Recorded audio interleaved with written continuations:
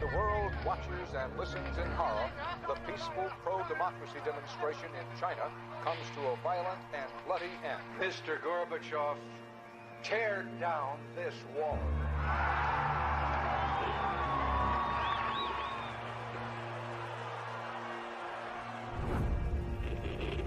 Wolves hiding nearby, whispering do or die around me.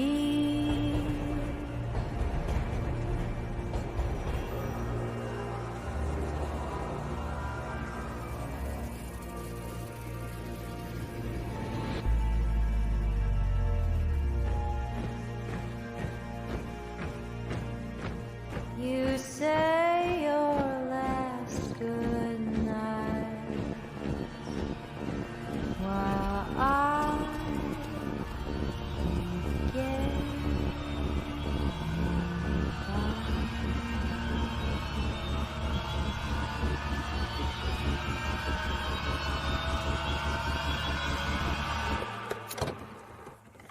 There is another very important phase of warfare. It has as its target not the body, but the mind of the enemy. The target of psychological warfare is against the enemy's mind. It is words and ideas. The ammunition used by Psywar.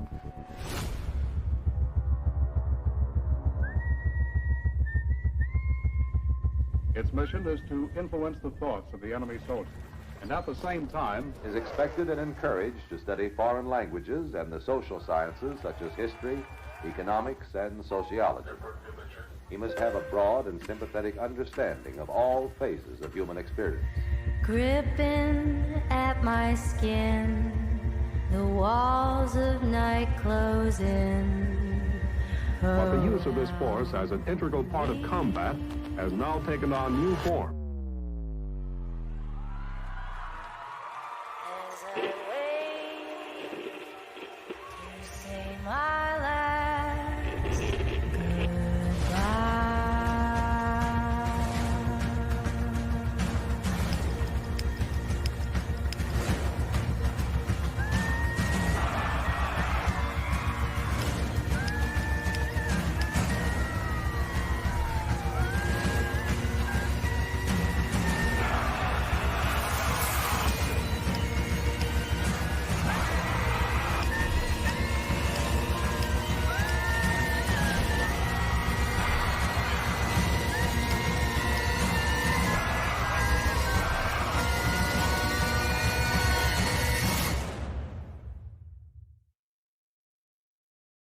These are the Psywar soldiers.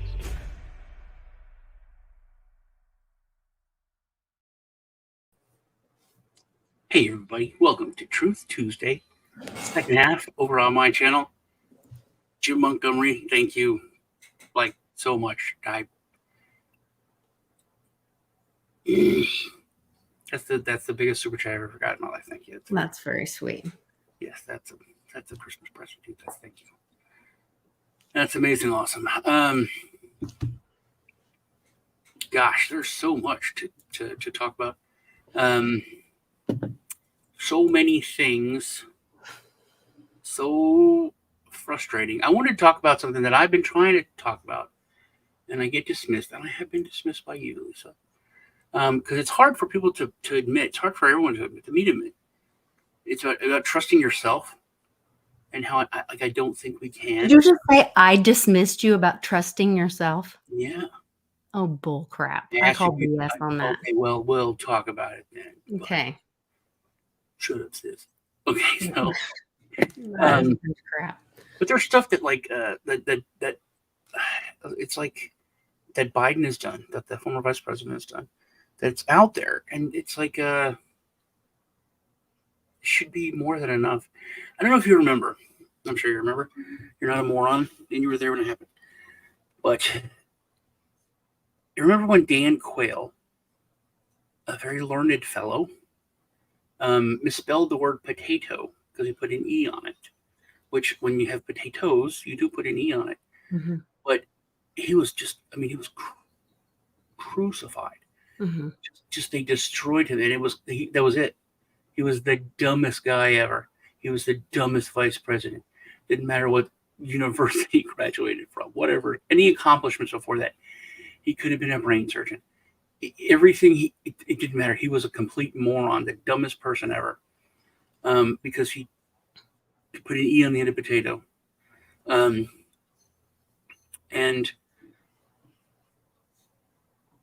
to see the things that, Biden or other people have done, and it's not like their legacy. It's not that's what they're known for.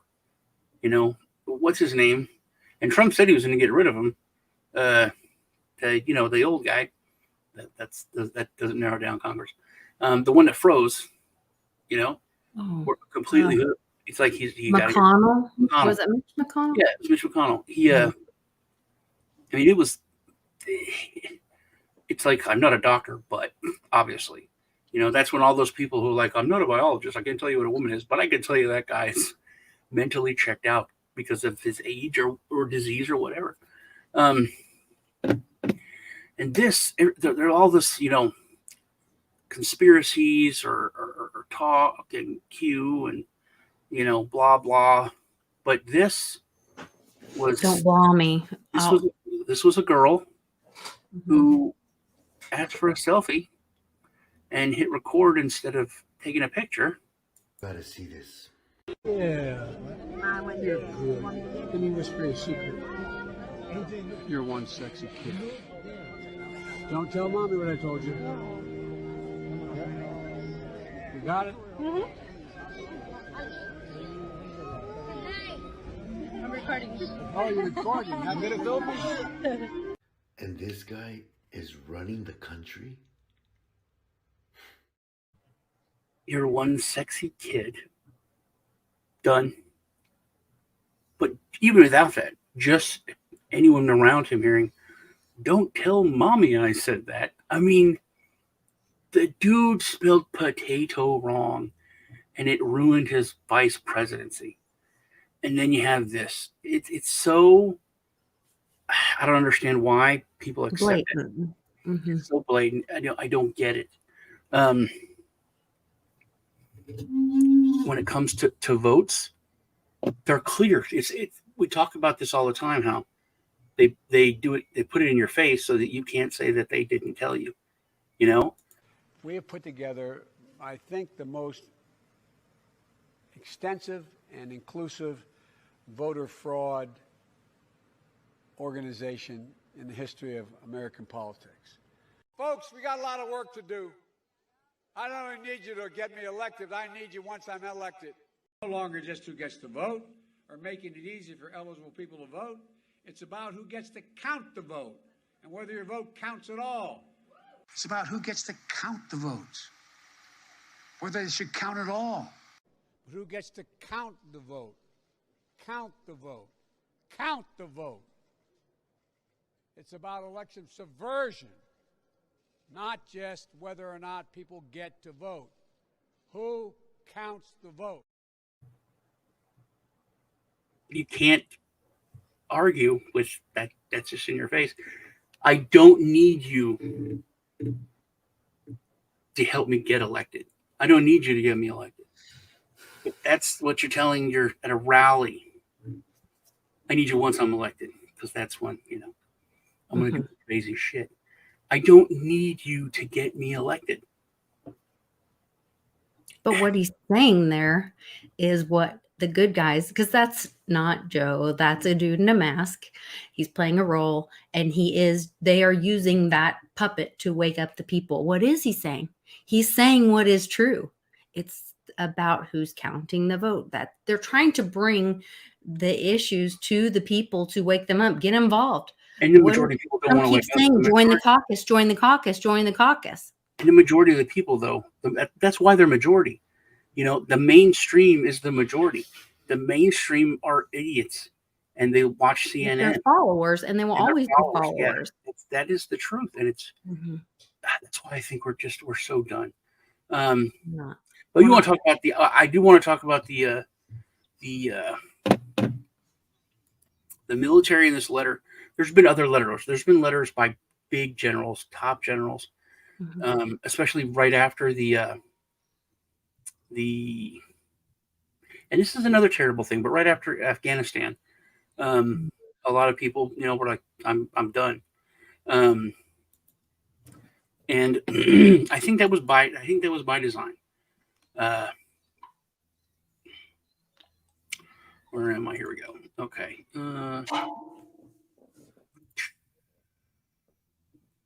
Where's the letter? No, that's not. Here we go. 231 service members and veterans have signed a letter to inform military leaders that there is a group of troops and vets pledging to the American public that they will do everything lawfully within their power to stop the willful destruction of our military by its own leadership after the unconstitutional prosecution of service members' free exercise of religion over the COVID vaccine. And that's another thing. The military did that. They kicked people out for not taking the jabby jab. And now they're asking for them back. And because they need them for all the wars that are coming.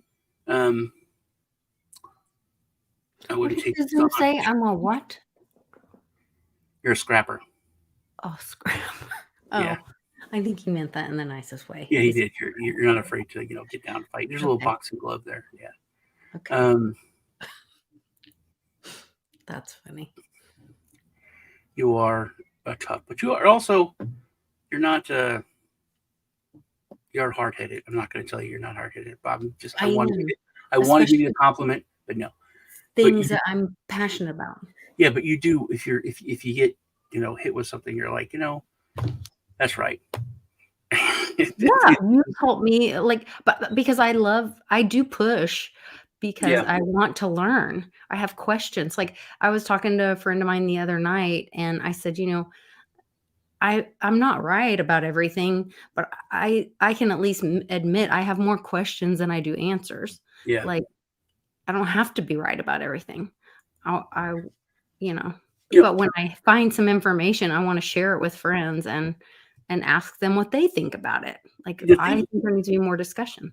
The thing about this military thing, because like we always say, some things make no sense, and then a year, 2 years, 5 years, okay, it makes sense. Like they've destroyed the military, and the Marines got pushed pretty far, and the Marines pushed back now. But now we're going to go to war with China. Iran, probably, which I don't understand going to war with Iran. Iran sent some drones and stuff to the Houthis, and they tried to attack our ships, and we shot them down. So there's one of the largest oil deposits in the world is under the Gaza Strip, is part of that issue. Well, that's another thing, and I've learned a lot with this last. Yeah, me too. With them, and I've changed my mind on a lot of the Israel stuff. Because not every Muslim is a terrible terrorist. It's radical. And I used to be. I mean, I was raised, Jewish. God's chosen people. There's ally. Jewish. Now, dude, there's no difference to me between a Zionist and a radicalized Muslim who wants to blow shit up. Their Jewish people are different. The Jewish state is different. But now they're using the word Zionist, just as to encompass it all. And that is bad. Those are radicalized people. And that's what the name stealers do. There's a lot of woo-woo stuff. Within religion. You can say they're not even human. That's where all the crazy stuff comes in. And you use words like, Anunnaki and Elohim. So there's all, but no matter what, even if that's not real, okay? Even if that's not real, and all the stuff in the Middle East is also in every other continent in the United States thousands of years ago where they have no connection with each other, that's not real. Let's say it's not real. It's still extremism, and whether it's Bitcoin maximalism or it's radical Muslimism, and you got to blow stuff up and kill people, because they want to draw a picture of your God. It's all terrible. Oh, you told me about that story, yeah. Yeah, and Zionism is the same thing. So, but Israel's always had this thing. This is leaked out before, that they have a thing called mowing the lawn. And when there's too many people in Gaza, there's too many. Things get too big. They have something happen. They go in and they mow the lawn. They kill a bunch of people. They kill a bunch of kids. It's very terrible.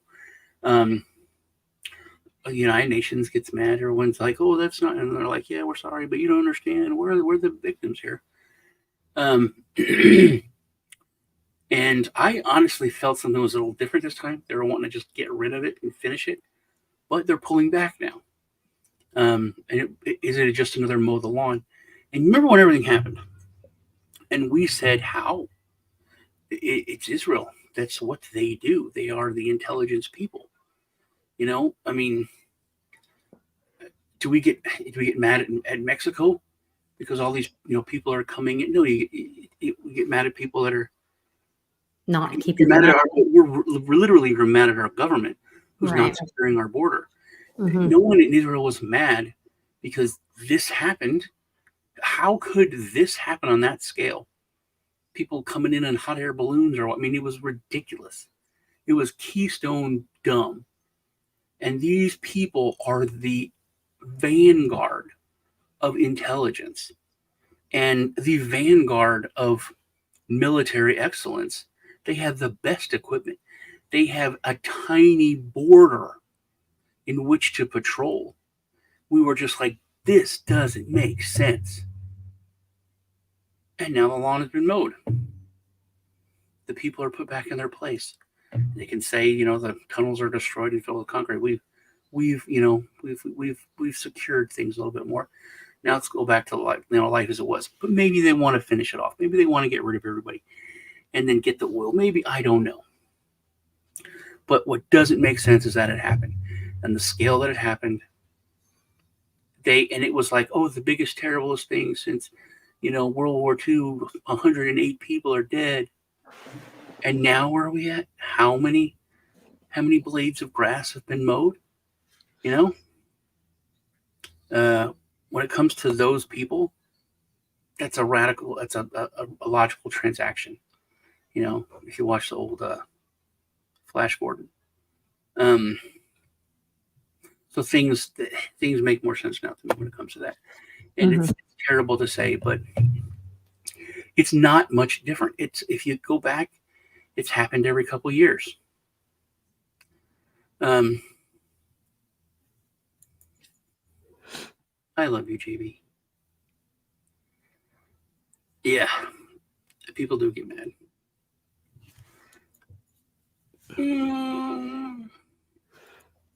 I don't see. If you look at things historically, not much changes. And that's one of the coolest things. I wish that I would go back in time and I was a kid again. I would have studied philosophy in school. And I think philosophy is like the biggest science now. Because it really is the study of the human mind, of humanity itself.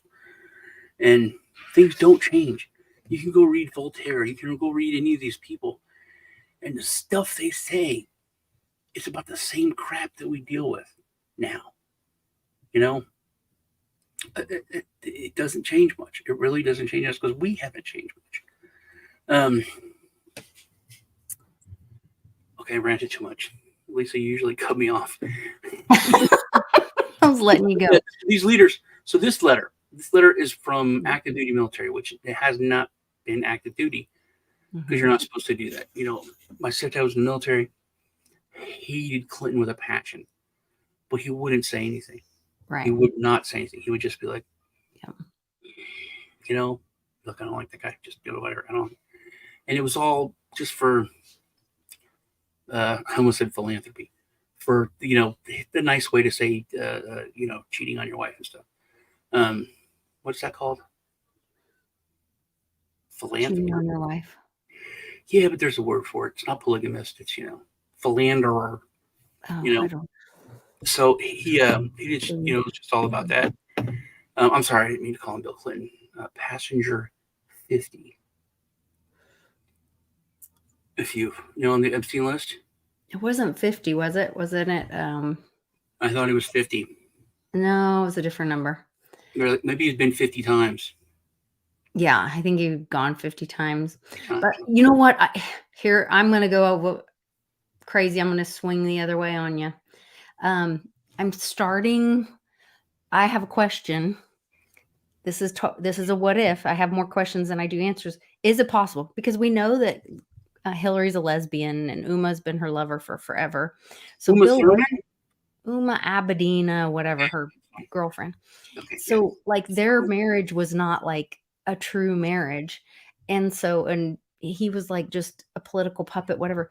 Is it possible that he was like a double agent mole and he really didn't do anything and he took all those flights and he was like the plant? Only because, and I won't bore you with all my, but I had the sale this weekend. I bought all these pictures and went down this rabbit hole of all these pictures. And one of them was this White House picture when he was in the White House. And it's like, the Easter egg when coders write an Easter egg and they put an Easter egg in the code. Well, it's the year he was in the White House.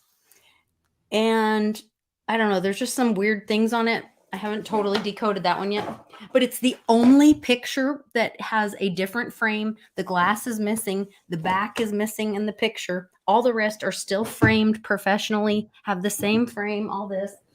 And the one for the 4th, there's like 10 of these. And the one for the 4th of July says Anon in the grass. It says ANON in the grass. And it kind of looks like, Westwood said it kind of looked like the US debt clock, like on the first half of our channel, on my channel. And when you look at it, it says it is red for love, and it is white for law, and it is blue for hope that the forefathers saw of a larger liberty. And then if you look, the flags do not have stars. Like the stars, the states all left the thing. And it's Mary Englebright. And why would it say Anon in the grass? Is it possible? Like, could he have been like a double agent kind of guy? Who, Bill Clinton? Yes. Like, I know he's a slime and he's a womanizer and all that, but maybe he wasn't a pedophile. Yeah, it's possible. Dude, just what he admitted to with what's her name, she was an adult. Barely legal intern who he shoved cigarettes up her hoo-hoo. Supposedly. He admitted to that. Supposedly. He did stuff that was... Maybe she's in on it too. I don't know. I'm just saying it's a possibility. Yeah. I don't know. Can put all the clothes in your wash. I'm also saying you can that wash clothes, you can put them all in the dryer, you can open the dryer, and they'll all be folded and stacked. Well, I'm also saying that not every person is 100% good or 100% bad, and maybe somebody did something good or bad, but then at some point was like, okay, I'm gonna turn over what bad information I have, or I don't know. It's very strange. Yeah. It's not, they're not like, this is not a superhero movie where this was when it comes to Bill Clinton, it's pretty Bond villainy. So this is interesting. Anthony Blinken, which I did not know, is the stepson of Samuel Sir.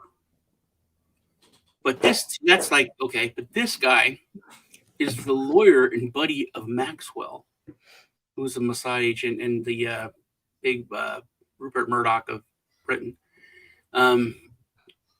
Ghislaine Maxwell's dad, which we all know is the two down here. That's direct. That's not like 7 steps to Kevin Bacon. That's like they came over for Thanksgiving. That's how close this is. And he's the Secretary of State right now. He's the one that's it's. Who else was Anymore. Secretary of State? Isn't that what Hillary was for a while? Yeah. Well, she was a girl, so she was a Madam Secretary. He is the Master Secretary. You didn't have family called you Master. No, you're a girl. My aunt and uncle used to call me Master. I was talking about that with my Asian son. It was very weird. Because we were watching a movie and someone's like, Master. Oh, it was a Christmas Carol. Watching a Christmas Carol. And they called like Tiny Tim Master Tiny Tim. And then he's like, Master.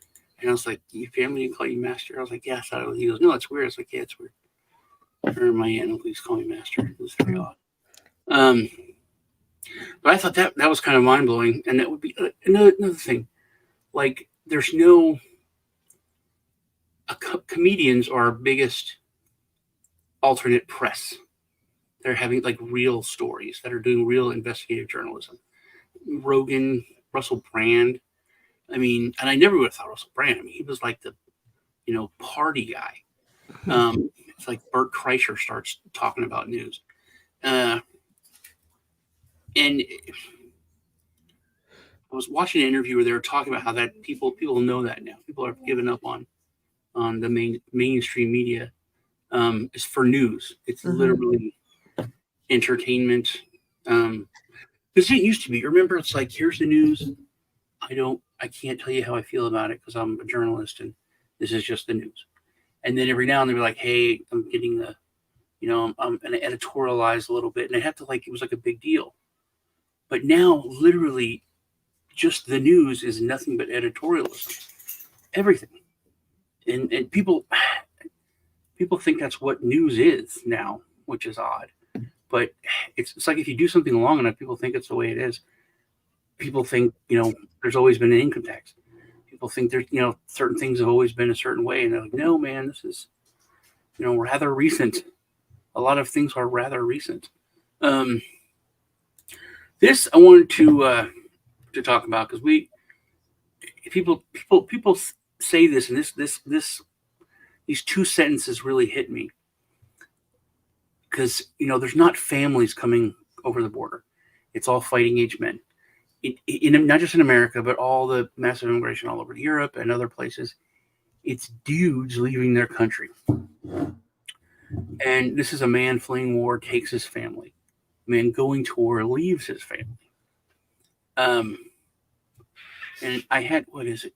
Was it here? No.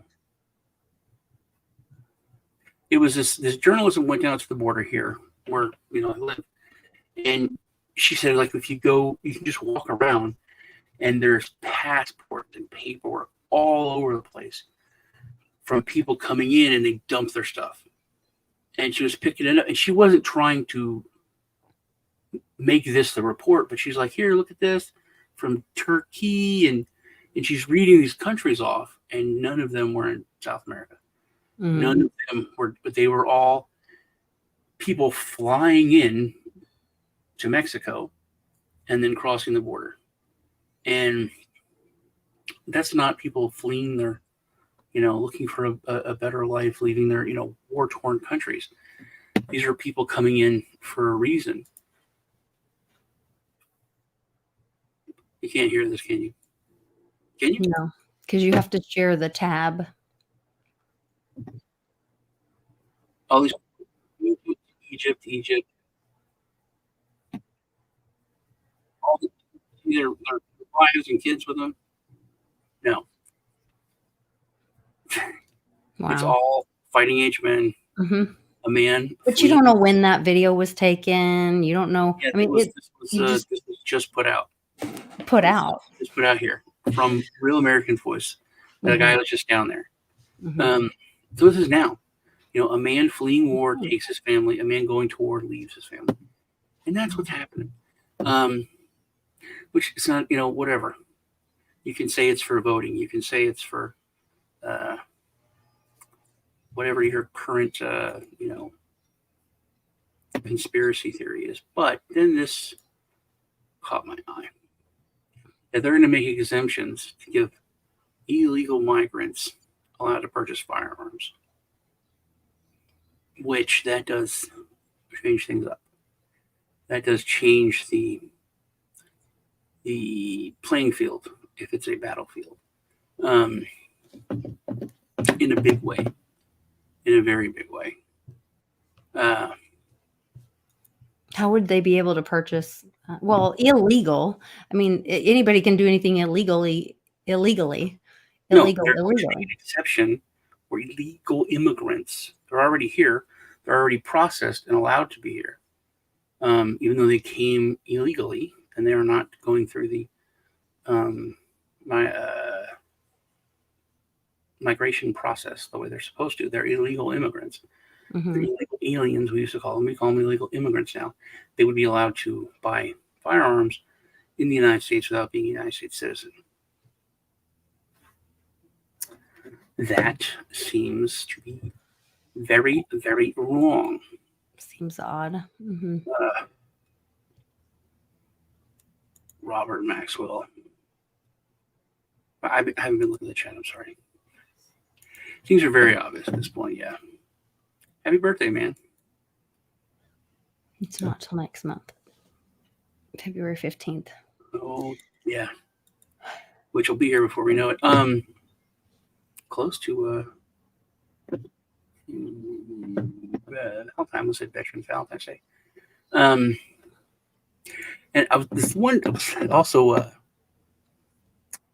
I saw this video about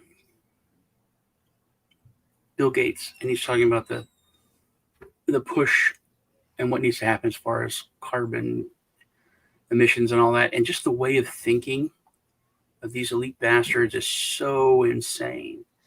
They don't know. They don't know even what they're saying. Check this out. Oh, are we really going to make it from a fossil-based fuel society into a renewable society? Where do you see the new real breakthroughs? Well, the rich countries have to play a central role, both funding R&D and having policies. In some cases, carbon taxes will be used to drive the demand for these clean products. And only by doing that in an aggressive way will the economic costs be brought down enough that we can turn to all the middle income countries and say, okay, change your whole cement industry, change your whole steel industry, and yet, it's not holding you back from, your economic growth. The number of companies working on these things is very exciting. And some of them will fail. A lot of them will fail. But, we only need a reasonable number, a few dozen of them, to make it through. And that's what we have to accelerate. Human ingenuity is great. We create the right incentive system, get the private sector companies engaged in this in a deep way. That's what the solution looks like. One of the hardest things mankind has ever done, but worth doing.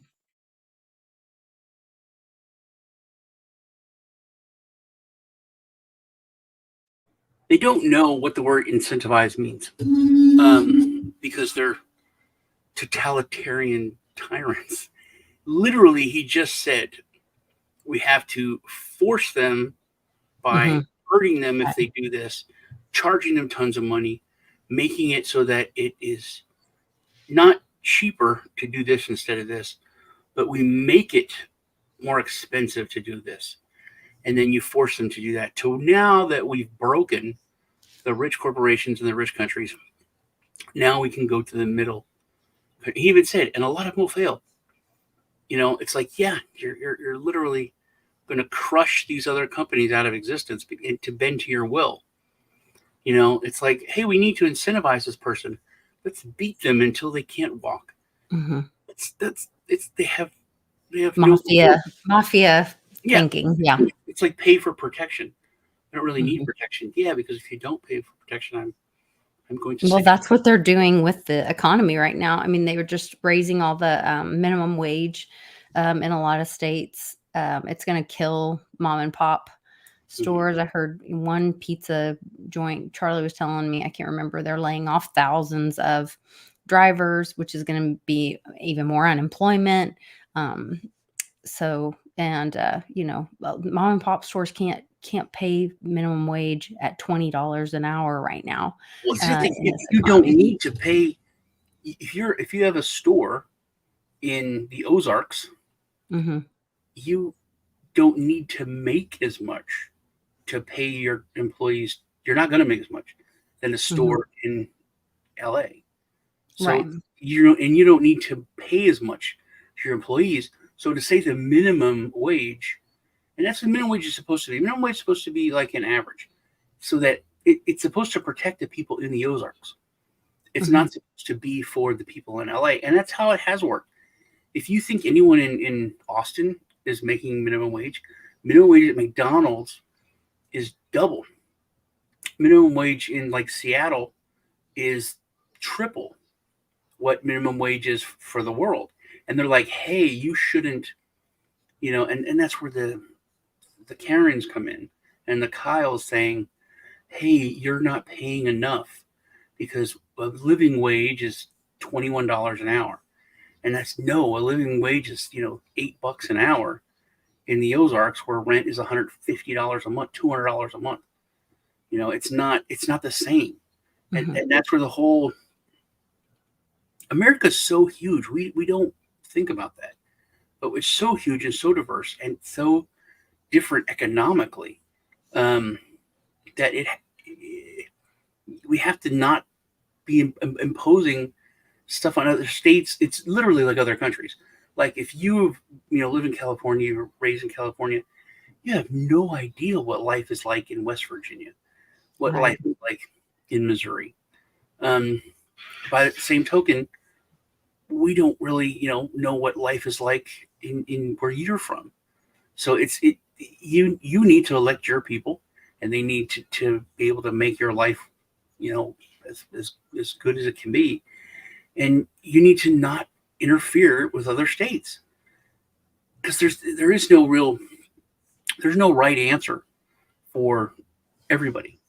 It's so different.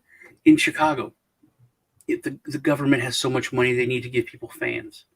In the United States, they need to give people like heaters, but here in Texas, Oklahoma, people need fans. People need air conditioning. It's completely different. Our old people will die from heat. They're not going to die from cold. I've used the air conditioning every week at least. There's like a day or two here and there in December where I haven't used it. In this entire studio, I have a little space heater that was $9.99. That's this big that I've turned on. The whole thing, yeah. So we need to at least admit and identify that we're so different. Like Russia. Russia's the same thing. It's massive. I think that's what part of that Native American stuff that we're seeing that's moving through the courts, and its jurisdiction is going to be a huge piece of this. And I think that's what part of that is being fleshed out or sussed out. And the clarification is going to come through that as we have whether it comes through national divorce or whatever, and those rules will be there, or that structure will be there because of some of those cases that went through the Supreme Court. So this is what I want to talk about now. This is the big thing. I did the thing where, like, hey, look down, move your lips, and can you see your lips, but you can't see your nose. And you're like, I can see my, I can see my lips, I don't see my nose. But your nose right in front of your face, and your brain tells you to not see your nose, and we don't see it. And for me, that's been mind blowing. Our eyes don't work. I've told this story a million times, that the most profound realizations in my life was in second grade. Like 2 or 3 things. One was that we don't know how gravity works. It's just a theory. We don't know that we don't know that gravity is what's keeping us here. And we definitely don't understand how to make it. And to me, everyone else in class was like, and I was like, whoa. He used the word theory, and then I had to have my teacher explain it, and he got really pissed because I was like, you're teaching us something you don't know. And then the other thing was how we see things. We don't fully understand how we see stuff. Our brain, it's like we see bouncing rays of light, and our go through our eyes, and our brain basically nothing is real. Our brain tells us what's real and how it works. And see, gravity's fake. It's a theory. He has a theory. Same as gravity's real. He has a theory gravity's fake. So to me, that really kind of blew my mind that we can't trust what we see. And here's the thing, though. We just accept it. And we accept that, don't believe what you can't see. Just that's it. Don't believe what you read. Don't believe what you hear. Just believe what you see. And even if what we see is not doctored, and this, I'm going to show you a video now. And this video is from the late 50s. So there's been scientists and I'm sure governments that have been working on this. And maybe that's the reason why we're such a small few that see things. And we're like, why does everyone else not see this? Why does everyone else not get this? But then even us, like, how can we trust ourselves? Because I'm going to show you something right now. And it's this dude is like a Bill Nye. He's like trying to tell kids how they can do this experiment. Okay. So watch this. Whichever way you look at that, your brain will tell you that the long end is nearer to you. Now, it is nearer to you now, but now I'll put it back near my body. Now it's nearer to me, but it still looks as if it's nearer you, doesn't it? Because you're used to seeing things bigger when they are closer to you.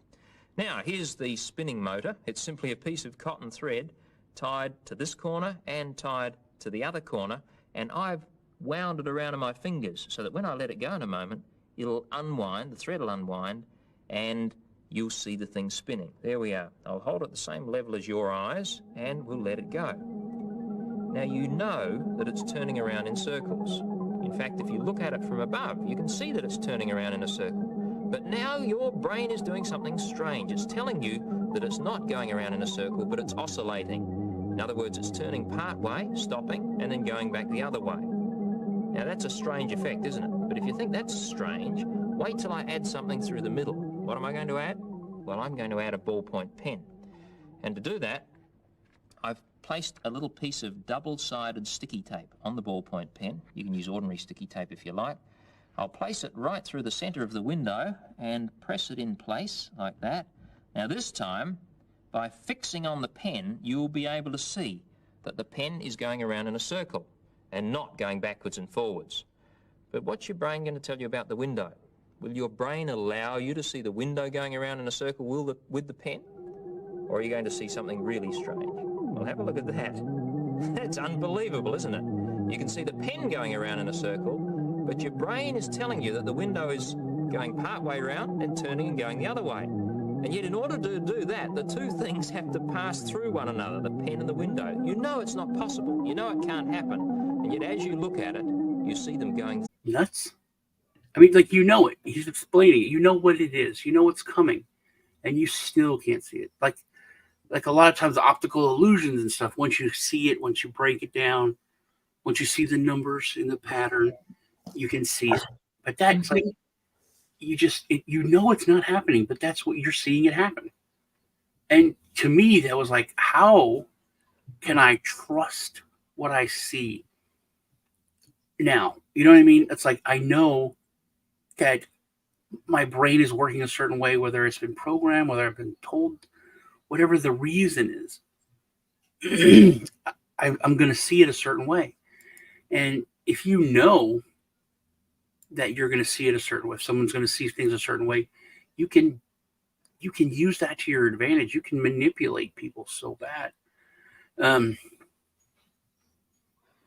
Well, it's like they've said they're going to show They're going to show people. It's easier to show people they've been tricked than to tell people they've been tricked. And they had to trick everyone. And then they're going to show them that they tricked them so that they can get them to understand you're capable of being tricked. And now we tricked you. And here's how we did it. Mm-hmm. And to get people to humble themselves, their egos, mine included, all of us. And so that then they can unpack the years and years of evil shit that they've done, that the bad guys have done in the past to trick all of us. Yeah, I mean, that's no one would ever believe it otherwise. Another thing, though, to if you would admit, like, oh, I've been kind of going along with this because I thought that it was this way. You know, I thought that this was fine. I didn't know that this was the real, you know, agenda or the real. People don't want to admit it. They really, really, really just want to be lied to. They want an excuse to, you know, rather than to admit that they were wrong. But it's so much deeper than that. I was reading the chat. I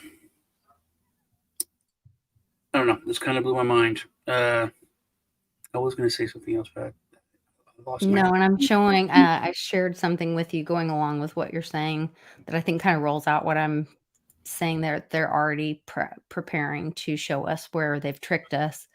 They're going to show people that they've been tricking us. That's what it was. That's what it was. I used to tell people this, and then that will get everybody to humble themselves, so then they can show you that. I didn't understand why they would. Some people would react a certain way. You know, I tell people I'm like 69 or 72, and they're like, "Oh my God, you look so great." I'm like, "Thanks." And you know, it's like, "Are you really that whole?" It's a joke, but I do this at work a few times. I've done this many times. I forget the number now, but I used to tell people I speak like 48 languages or something. They're like, "What do you speak?" And I speak well, American, German, and then I would just list English-speaking countries, and I would start out with like oh, how funny, you know, Australian. What's the African country? Ghanese. You know, all these other countries where English is the language. Jamaican, whatever. Just all these English-speaking countries, and they're like, "Wow, that's crazy." I was like, "Well," and I would even say England. You know what I mean? I would even say England, and I would say Irish, not Gaelic, but Irish. And you know, and everyone's like, "Oh my God, that's incredible." I'm like, "Well, those are English-speaking countries, man." They're like, "But still, that's incredible." And I was like, "You didn't get it. I mean, those are English-speaking countries, except for the German." And they're like, "Yeah, but that's a lot, man." I'm like, they didn't want to. Okay, you know, literally half the people would just be like, "Still, that's amazing." And it's arrogance is a hard word. It's got to be something in between. You know what I mean? Like they just don't want to admit how naive they are, I guess maybe. But that is, if you don't have any other words, arrogance is all right. A lot of Africans speak French. Yeah. See, like if I spoke French, then I would have included all those. Then you would have had an even longer list. Yeah, because then you could speak Canadian. Yeah, I know I say Canadian. French I say Canadian and English. Yeah. I always say Canadian because French is, you know, that's only one province and it's, you know, different. Well, I've got to run because I'm cooking dinner tonight. But I am cooking dinner also, so I got to go. Are you? Tonight and tomorrow night, huh? Family night. Yeah, I'm just making spaghetti because. Oh, that's good. So Ted makes the stuffing, and I always get Italian sausage for him to put in the stuffing on Christmas Day. It's good. We forgot to make it because remember we didn't eat till like 8:30 at night this Christmas, which was really weird. And he didn't make it. I'm like, "Dude, you didn't make the stuffing." He's like, "Ah, I forgot." And I literally was in the fridge, turned around, he had it done. It was like 7 minutes. Wow. Is that? And then I was like, "This is all right, but it doesn't taste." It's like you didn't put it in the sausage. So I was like, well, for family night, I'll make spaghetti. So it was a use of sausage, and now you know So it's not going to be a big deal for me to cook, is what I'm saying.